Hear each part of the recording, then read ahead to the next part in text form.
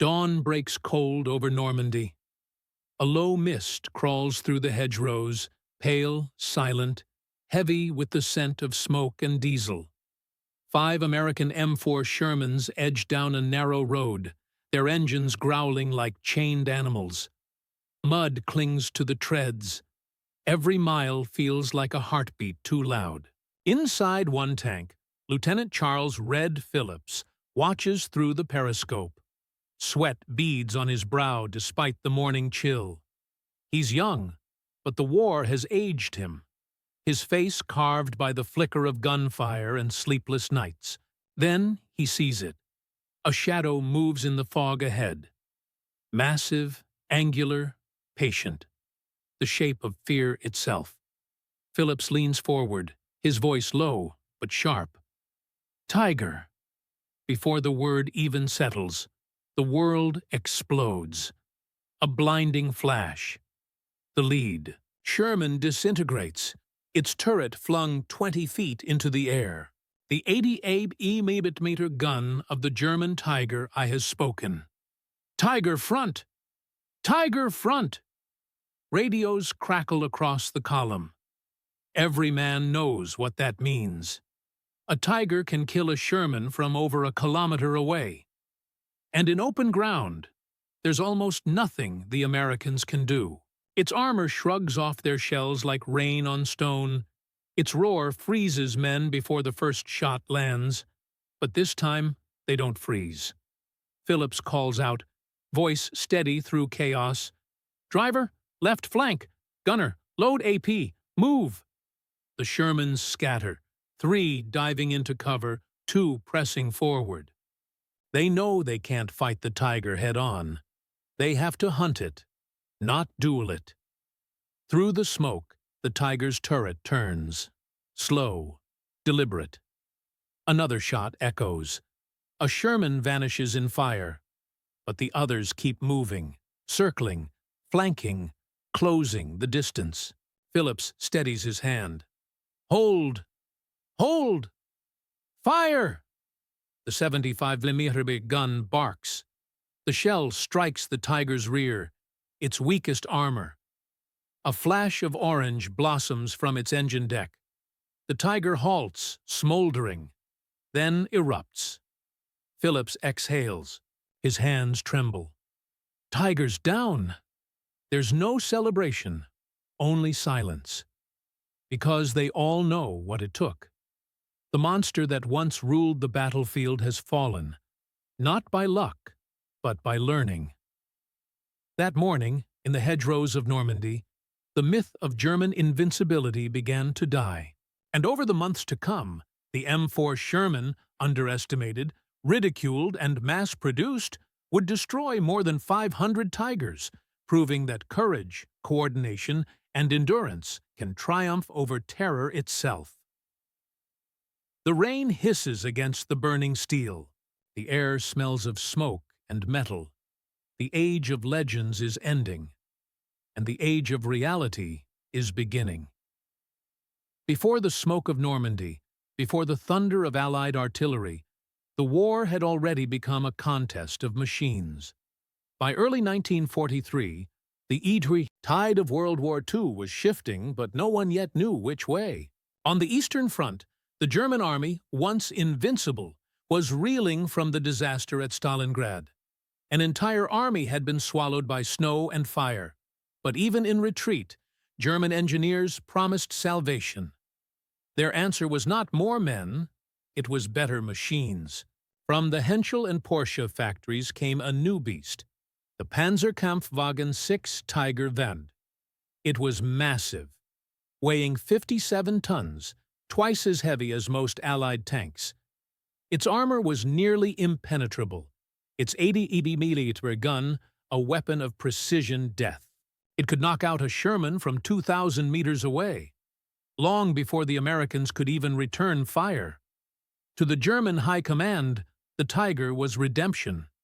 To the Allies, it was nightmare made real. In its first appearance near Leningrad in 1942, Soviet soldiers fired round after round to no effect.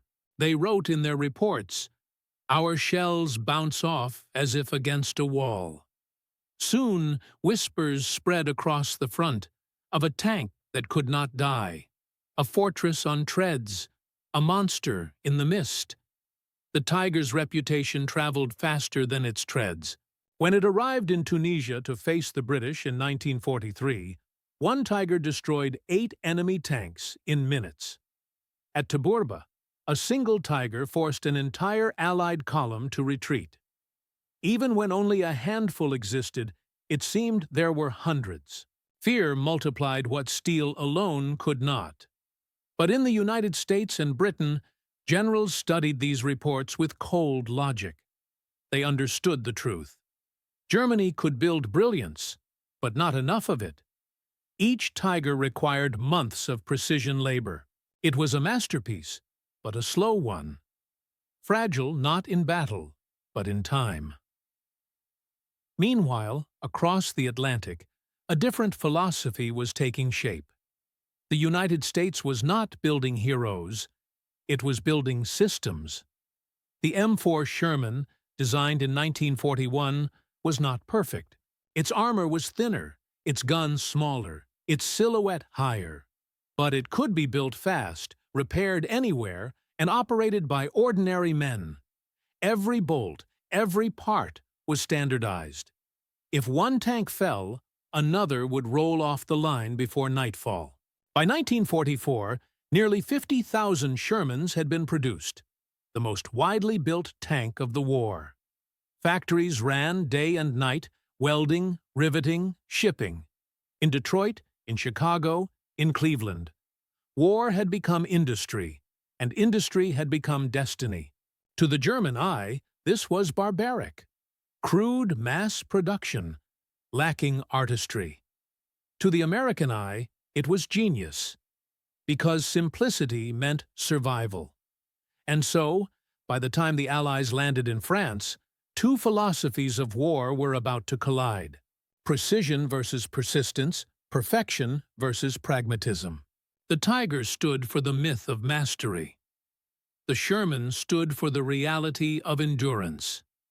And soon, on the battlefields of Normandy, the myth would meet the machine that refused to die. In 1944, the war was no longer just a struggle of armies. It was a contest of belief. Each side's tanks reflected its soul. To Hitler, the Tiger was more than a weapon. It was a symbol of supremacy. He called it the backbone of the Panzerwaffe. He believed that through technological brilliance, Germany could reclaim the initiative it had lost. When generals pleaded for lighter, faster tanks, Hitler waved them off. He wanted giants, invincible machines that embodied his vision of an unbreakable Reich. In his world, power was measured in thickness of armor and length of barrel. The right-ear Tiger fit that dream perfectly. A titan that could crush its enemies by sheer presence. But that dream had a flaw. Germany's war machine was starving. Of fuel, of factories, of time. Each Tiger consumed 500 liters of fuel in a day's combat. Its transmission was delicate. Its engine overheated. Its tracks often broke under strain. Even before facing an enemy, many Tigers died on the road. By contrast, the Allies had embraced a new kind of warfare, one built on mobility and systems. General George S. Patton, commander of the U.S. Third Army, summed it up simply. Fixed fortifications are a monument to the stupidity of man. Keep moving, and the enemy can't hit you. The Sherman was born from that logic. It could cross bridges the Tiger collapsed. It could be refueled by hand, repaired with spare parts from any depot. Its crews could learn it in weeks, not months. And while one Tiger might dominate a battlefield, 10 Shermans could surround it, flank it, and erase it. British Field Marshal Bernard Montgomery saw the same truth. He didn't see tanks as heroes. He saw them as tools, part of a vast interlocking machine of men, guns, and logistics. The Allies didn't need to win tank duels. They needed to win the campaign. As D-Day approached, the Allied strategy reflected this cold efficiency. Behind the beaches of Normandy, thousands of Shermans waited aboard transport ships. Every tank had a name painted on its hull, a crew trained to fight not alone, but as a unit of a system. Fuel lines stretched across the channel. Repair teams followed behind the front, with welding torches and spare engines. War was no longer about perfection. It was about process. On the German side, things were very different. By June 1944, the Tiger battalions were elite, but isolated. Many had fewer than 40 operational tanks. They moved by rail, often arriving too late to affect the battle. Each breakdown was a crisis. Each destroyed Tiger was irreplaceable. Yet the myth of their invincibility persisted, both in German propaganda and in the fear of those who faced them. The Tiger was not just a tank. It was a psychological weapon. Its thunderous gunfire echoed far beyond the battlefield. Even a single Tiger could halt an advance, simply by being rumored to be ahead. But myths have limits. In the months that followed, D-Day, Allied soldiers would learn to face that fear, to outthink and outflank it. And as they did, the Tiger's legend would begin to crack. The stage was set. Two visions of war stood ready: Germany's faith in the flawless machine, and America's faith in the flawed but unstoppable tide. In the hedgerows of France, they would meet, and one of them would die. On paper, the German plan for 1944 looked unbreakable. The Wehrmacht's armored divisions were still among the best drilled and most experienced in the world. The Tiger and Panther tanks, backed by veteran crews, were meant to serve as iron anchors, counterattack units that could halt any Allied breakthrough. The concept was precise, even elegant. When the Allies landed in France, they would be met not by thin defensive lines, but by armored hammers waiting just behind them. A few well-timed counterblows would crush the invasion before it gained momentum. Hitler himself believed in this vision absolutely. He told his generals, "We will drive them back into the sea." But perfection on a map rarely survives contact with mud, weather, and chaos. When Allied forces landed on June 6, 1944, Germany's armored response was crippled by confusion. Hitler refused to release panzer reserves until he was certain the Normandy landings weren't a diversion. By the time he acted, it was too late. The beaches were secure. The Tiger battalions, some stationed hundreds of kilometers inland, struggled to move. Their heavy weight broke bridges. Their fuel convoys were attacked by Allied aircraft. Many Tigers arrived with broken transmissions before even seeing combat. Meanwhile, the Allies unleashed a weapon Germany had underestimated: air superiority. Fighter bombers like the P-47 Thunderbolt and Typhoon prowled the skies, hunting tanks from dawn to dusk. German tank crews began to fear the sound of engines above them more than the enemy ahead. One Tiger commander later recalled, "We could not move by day." The sky itself belonged to them. For the first time, the Tiger's strength, its weight, its armor, its power, became a weakness. It could dominate a duel, but not survive a system. While German units waited for orders, the Allies moved with methodical precision. Shermans rolled off landing craft by the hundreds. Specialized variants, amphibious DD Shermans, bulldozer Shermans, rocket-equipped Shermans, turned obstacles into stepping stones. The American and British armies didn't fight for spectacle. They fought for momentum. Each Sherman knocked out or lost could be replaced within days.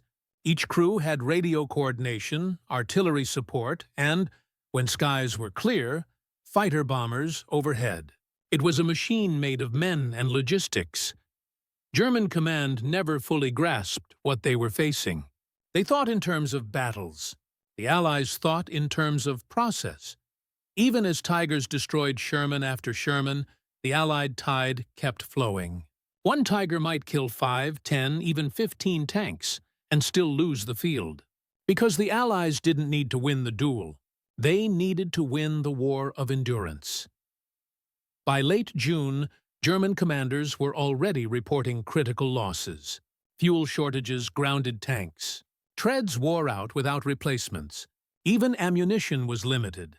Panzer Group West, responsible for the Normandy counterattack, wrote bitterly, "Our machines are superior. Our situation is hopeless." Meanwhile, the Shermans kept coming. Lighter, faster, often inferior in single combat, but relentless. Their crews learned quickly. They stopped charging head-on. They flanked, they ambushed, they coordinated. In small villages, in hedgerows, they began to find the Tigers' weak points. The perfect plan had become a slow death by 1,000 cuts. The Tiger, once meant to crush the invasion, was now being hunted by it. The maps in Berlin never showed hedgerows. To German planners, Normandy was open country, good ground for armor.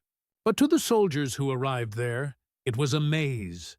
Narrow lanes hemmed in by earth banks, each field boxed by centuries-old vegetation thicker than armor plate. The Tigers were too heavy, too wide, too clumsy for such ground. Their long guns snagged trees. Their massive tracks tore up the very roads they tried to use. Every turn became a tactical puzzle. Every advance, a gamble. German doctrine had been written for open plains, for sweeping maneuvers like those in Poland and Russia. In France, war became intimate. You could smell the enemy before you saw him. And in this new environment, agility mattered more than might. At first, the Sherman crews suffered. The hedgerow country turned their tanks into targets. German guns waited at crossroads and field corners, camouflaged, patient. One burst from an 88mm gun could rip through a Sherman and light the sky in flame. But the Americans learned fast.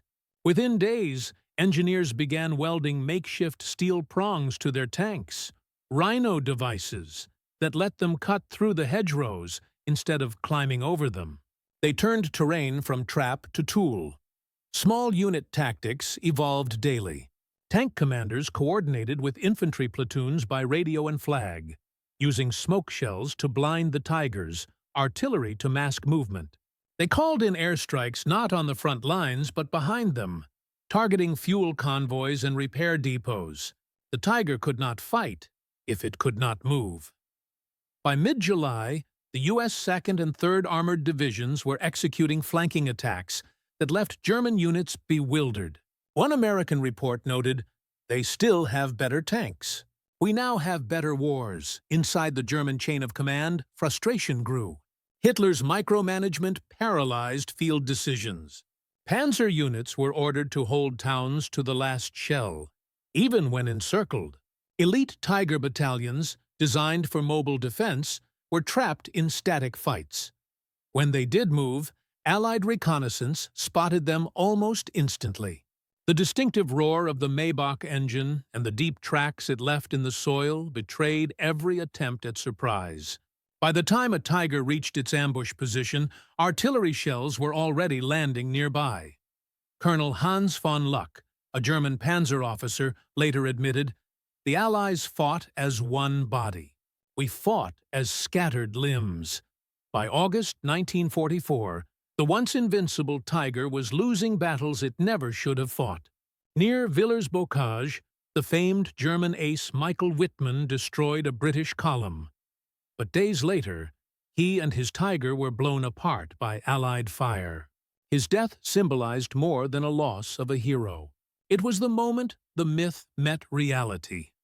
For every Tiger that roared to life, 3 Shermans waited. Some armed with new 76mm guns, others supported by tank destroyers or airstrikes. The Tiger might kill 10 before falling, but it always fell. By summer's end, the Allies had broken through at St. Lo, and swept across France. German armor, once the pride of Europe, was now retreating toward the Seine. Of the Tigers deployed in Normandy, almost none survived the campaign. The perfection Hitler demanded had become the enemy of his army. The Tiger's brilliance, its precision, its craftsmanship, had turned into a burden.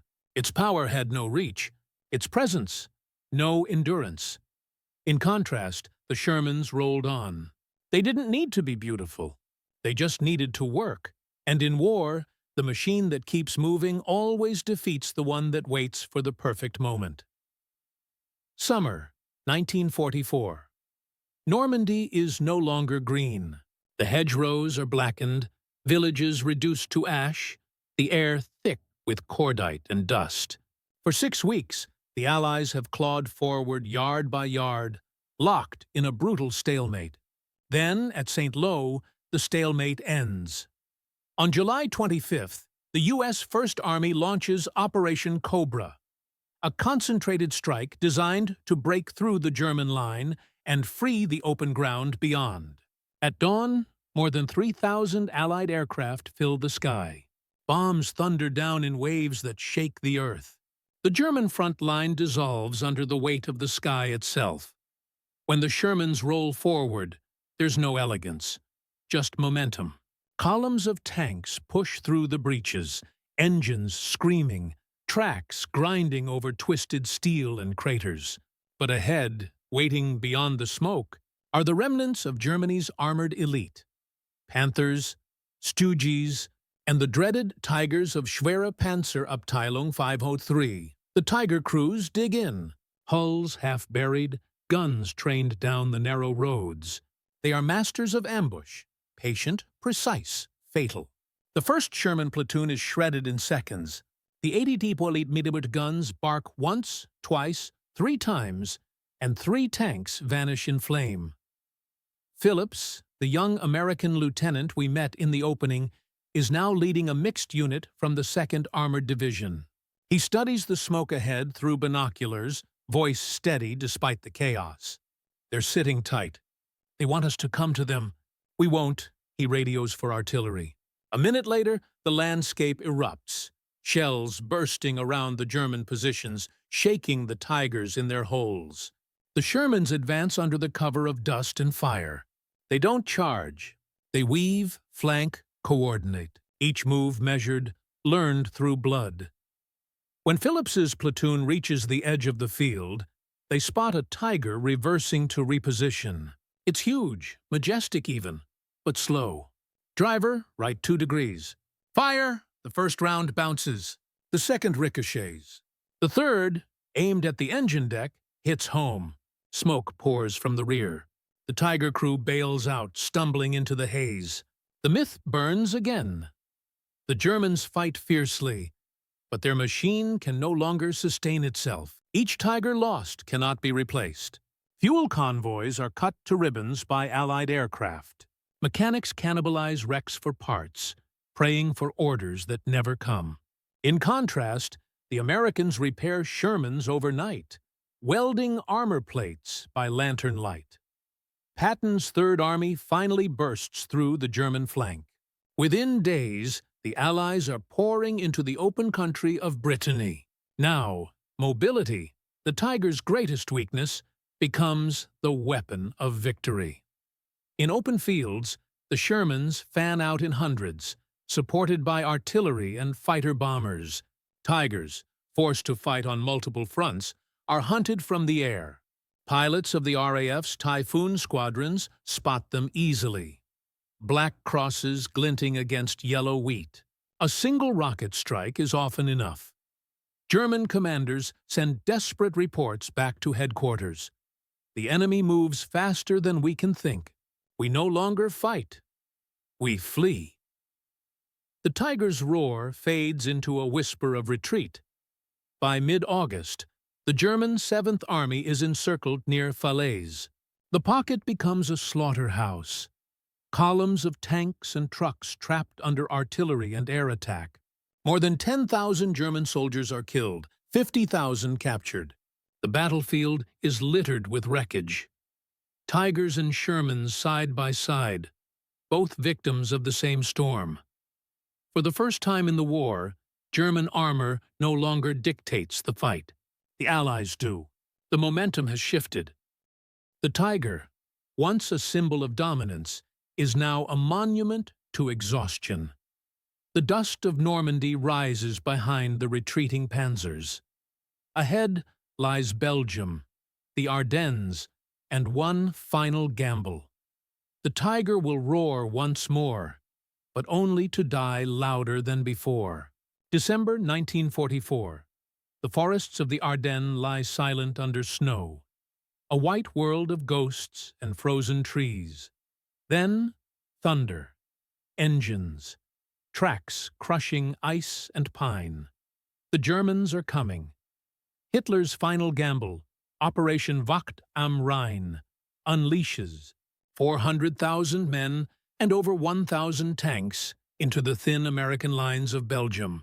It is meant to split the Allied front, recapture Antwerp, and turn defeat into miracle. Leading the spearhead, Tiger IIs, the King Tigers. 70 tons of steel, thicker armor, and even deadlier guns. For a moment, fear returns. American infantry, caught in the first wave, flee through the woods, shells bursting in the snow behind them. Tigers roll through villages, their guns flattening houses with single shots. In Bastogne, St. Vith, and Malmedy, the world seems to freeze in terror. But the tiger is fighting a different war now. Not one of movement, but of desperation. The Americans who meet them in December are not the same soldiers who landed in June. They have fought through hedgerows, villages, and cities. They have learned. And they have learned fast, Lieutenant Charles Red Phillips commands again. This time in the Ardennes, his Sherman painted white against the snow. Visibility is low. Engines barely turn in the cold. His gunners' hands shake from frostbite as they load another shell. Through the mist, a Tiger II moves across a ridge, massive, implacable, unstoppable. Phillips doesn't panic. He calls over the radio. Artillery grid 532. Fire for effect. Moments later, shells rain down on the ridge. Snow erupts. The Tiger reverses, trying to escape the bombardment. And that's when the Shermans move. Low, flanking, coordinated. A P-47 Thunderbolt dives through a break in the clouds, 8 rockets streaking down. One hits the Tiger's engine deck. A plume of black smoke rises into the white sky. The king has fallen.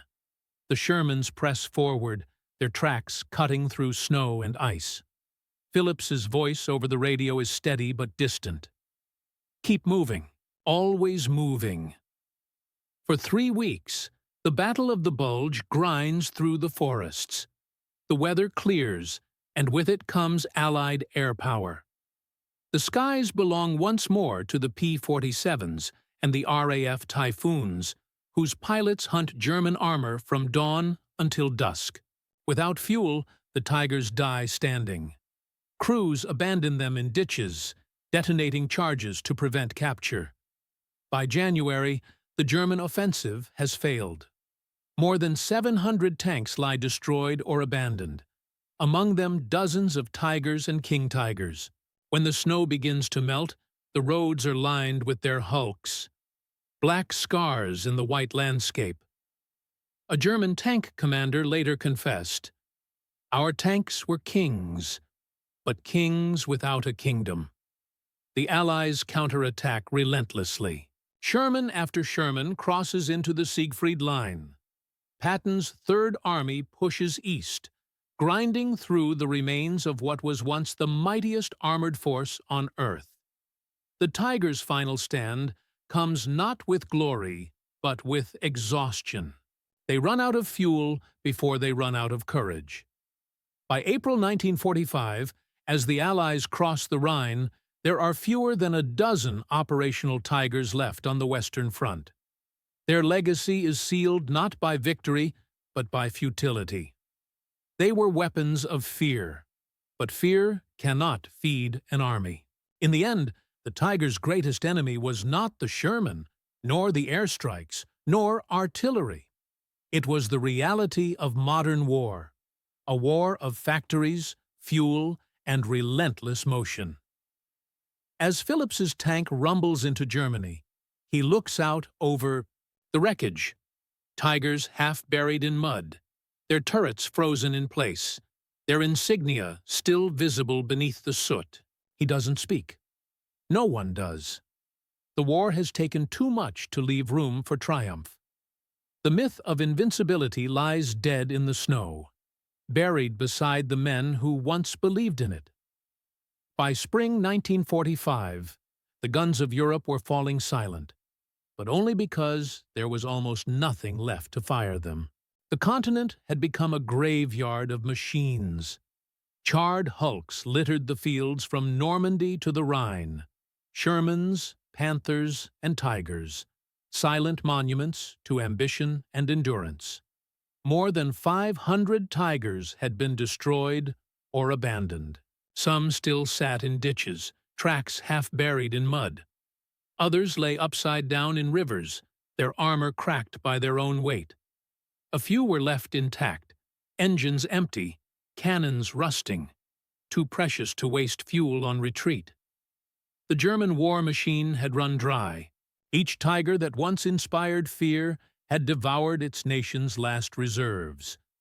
Fuel, parts, and trained crews, all gone.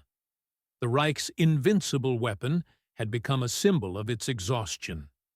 Inside those wrecks were the remains of 5 men. Crews, driver, loader, gunner, radio operator, commander, men who had once been the elite of the Panzerwaffe. They fought to the end, not for victory, but for survival. In their diaries, found in burned-out tanks, some wrote of the silence between battles. We wait for fuel that never comes. We listen to the cold. It sounds like defeat. For the Americans, the price was no less brutal. Between Normandy and the Rhine, the U.S. Army lost more than 4,000 Shermans. Thousands of men burned alive, trapped in machines that had saved Europe but offered little protection in return. To many crews, their tanks were both weapon and coffin. A Sherman loader from the 4th Armored Division later recalled, "When the 88 hit, you didn't hear it. You just woke up, if you were lucky."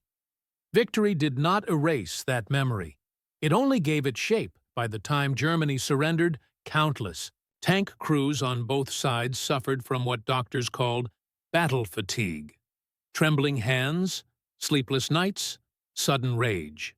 Today, it would be called PTSD. Then it was simply nerves. Many veterans could never sit in a car again. The smell of gasoline or metal triggered panic.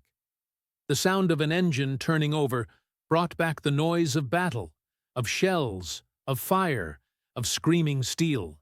They had survived the Tiger, but they could not escape it. When Allied teams examined the destroyed Tigers, they were astonished by their craftsmanship. Every weld, every bolt, every gear was perfect. And yet, that perfection had failed. The Tiger had been built like a monument, not a weapon. By contrast, the Shermans that rolled into Berlin were scarred, patched, dented, but they still moved. They were ugly, but alive. That contrast summed up the war itself, the difference between brilliance and endurance. For the men who fought inside them, survival was no victory. When the smoke cleared, they stepped out of their tanks into a Europe that barely resembled the one they'd fought for. Cities were rubble, rivers black, villages gone, the Tiger's ashes mixed with their own. One American lieutenant wrote home, "We won, but I can't remember what winning is supposed to feel like."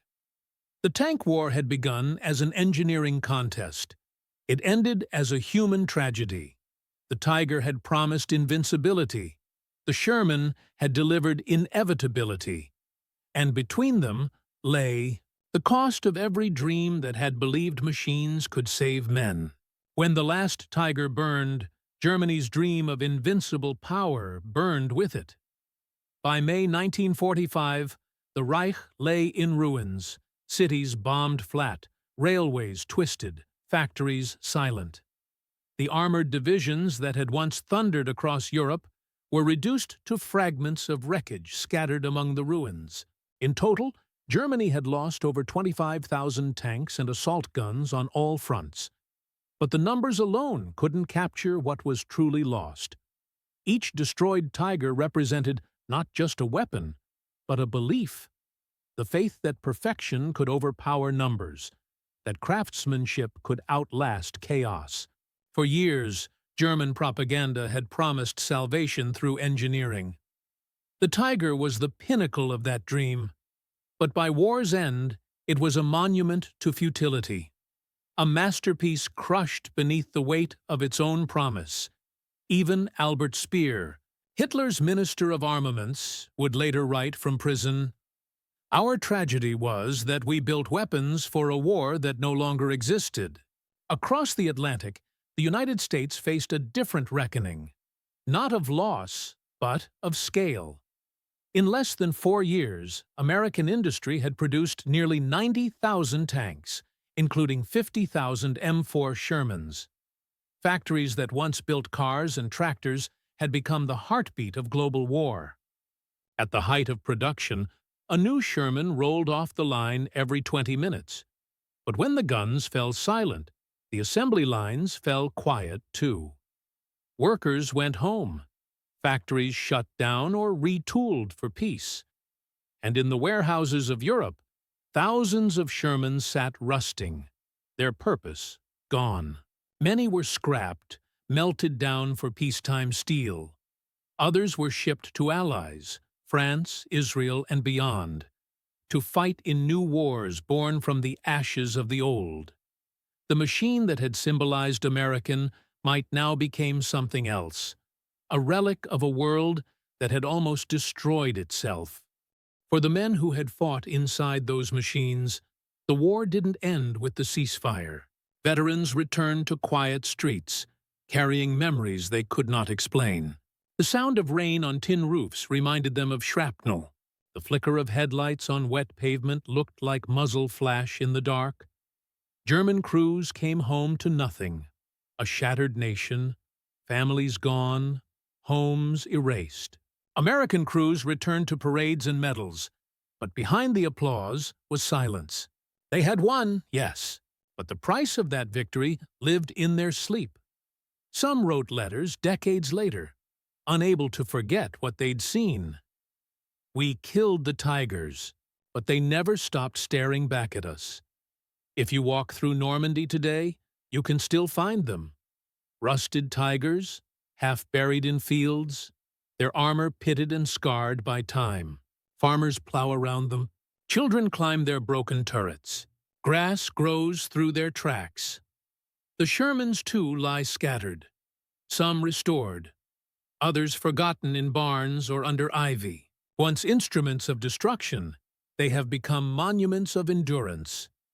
They remind us of the paradox of war, that even victory can feel like loss, and even defeat can leave behind a kind of immortality. The Allied soldiers who once feared the Tiger learned to destroy it. But in doing so, they also destroyed the illusion that war could ever be beautiful, or that machinery could make it clean. In the end, both sides paid the same price, a generation of men consumed by their own creations. The battlefield fell silent, but the lessons left behind would echo far longer than the sound of any cannon. When the war ended in May 1945, the victors did not simply inherit a ruined continent, they inherited its technology, its tactics, and its ghosts. The wreckage of tanks scattered across Europe became classrooms for a new generation of soldiers and engineers. In the ashes of defeat, the next era of warfare was already being born. The Tiger had been a paradox, unmatched in combat, but unsustainable in war. Every nation that studied it came to the same conclusion. Perfection without logistics is suicide. At the British Proving Grounds in Bovington, engineers examined captured tigers with fascination. They admired the craftsmanship, but shook their heads at its impracticality. The gun was magnificent. The transmission was fragile. The armor was thick. The vision narrow. The tank was a masterpiece that could not survive mass production. The Soviets came to the same verdict. At Kubinka testing grounds, they dismantled a tiger piece by piece. Their report was blunt, formidable in defense, fatal in retreat. For the Americans, the tiger became a warning, not a template. They realized that quantity, adaptability, and maintenance were the true pillars of modern war. The M4 Sherman had proven that mobility and supply chains could win where brute strength failed. From this philosophy, the Cold War arsenal was born. Tanks like the M46 Patton and later the M60, each an evolution in balance rather than obsession. The Tiger's legend, ironically, shaped the very armies that defeated it. Across NATO, new military thinking emerged. The lesson of 1944 was clear. Armies must move faster than they can be destroyed. Air superiority, communication, and maintenance became the trinity of victory. Germany's obsession with technical superiority had died with the Tiger. America's faith in logistics and mass production became the new gospel. The battlefield of the future would belong not to the strongest machine, but to the most sustainable one. The Soviet Union, too, learned well. They built the T-54, a direct descendant of the battlefield lessons of Kursk and Normandy. Rugged, simple, repairable anywhere. It would go on to become the most produced tank in history. The Tiger, meanwhile, faded into myth. Remembered for its terror. Studied for its flaws. It had been a creature of a bygone world, where craftsmanship tried to replace strategy. As the war's wreckage was cleared, a second front opened, in courtrooms. The Nuremberg trials in 1945-46 sought justice not only for crimes against nations, but against humanity itself. Among the many charges laid before the tribunal was the industrialization of death, the turning of science and machinery into instruments of annihilation. While no engineer stood trial for designing the Tiger, the moral question lingered. At what point does creation become complicity? At what point does invention cross into atrocity? Albert Speer, Germany's armaments minister, admitted partial guilt. He told the court, "I became the slave of my own creation. I believed efficiency could save us from morality." His words echoed across a new world that was learning to fear its own machines. When the war ended, the United States and the Soviet Union stood as superpowers. Each had learned from the Tiger and the Sherman, but they drew opposite conclusions. The Soviets built for mass and simplicity. The Americans built for precision and integration. Both believed they had found the secret of victory. Neither realized they had built the foundation for a permanent Cold War. The Tiger had been born from fear, the fear of defeat. Now, fear itself had become the engine of history. From the ruins of the Tiger's empire rose a divided world, armed, armored, and waiting. The lessons of 1944 would shape every battlefield to come, and though the last Tiger had fallen, its shadow stretched into the future. The war ended, but the Tiger never really died. Its legend lived on, in books, in museums, in whispered awe from those who saw its towering frame in photographs. For decades after 1945, the name Tiger still stirred something deep in the military imagination. Fear, fascination, and respect. To many, it became the symbol of German engineering, the myth of the perfect war machine. But history, when stripped of nostalgia, tells a different story. The Tiger was never the monster the legend made it. It was a powerful tank, yes, but also a deeply flawed one. Mechanical breakdowns destroyed far more Tigers than enemy fire ever did. They consumed fuel faster than Germany could supply it, and their maintenance required an army of mechanics. Yet the myth endured, fed by wartime propaganda and post-war fascination. Even Allied soldiers, decades later, spoke of the awe they felt when facing one in the field.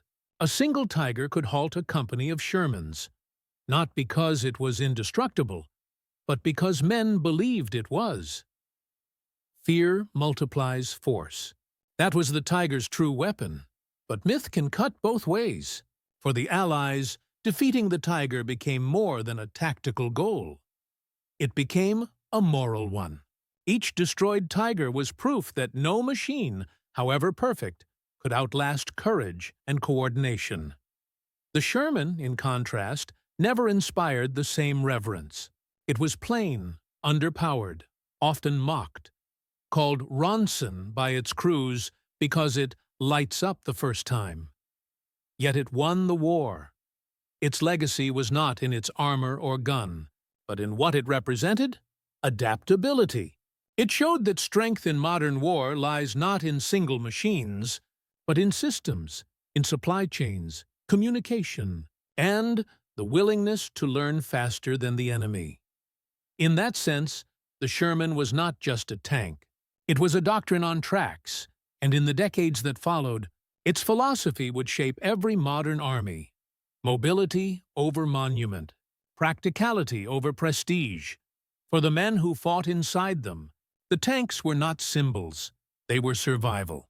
American and German veterans later met at reunions, gray-haired and silent before the machines that had once defined their lives. Some reached out to touch the armor, their fingers tracing the scars left by shells. One former Sherman commander simply said, "We both thought our tanks would save us. They didn't. We did." That simple truth became the war's greatest lesson. Technology magnifies humanity, but never replaces it. Courage still matters. Discipline still matters. And no weapon can make up for the absence of either. After the war, armies studied the tiger as both a marvel and a warning. It taught that weapons could be too advanced for their own time, that brilliance without practicality is a kind of blindness. The tiger was a monument to engineering genius that forgot the soldier who had to drive it. Its downfall revealed a truth that would echo through the Cold War. That war is not won by the best machine, but by the best system. And the best system is the one that endures. From the burning hedgerows of Normandy to the frozen forests of the Ardennes, the truth was written in smoke. The tiger's story is not about defeat. It's about the limits of perfection. And the Sherman's story is not about superiority. It's about the power of persistence. Together, they remind the world that victory belongs not to the weapon that shines brightest, but to the one that lasts longest, and to the men who keep it moving, no matter the cost. This battle, history would later write, taught the world that precision fades, but endurance endures.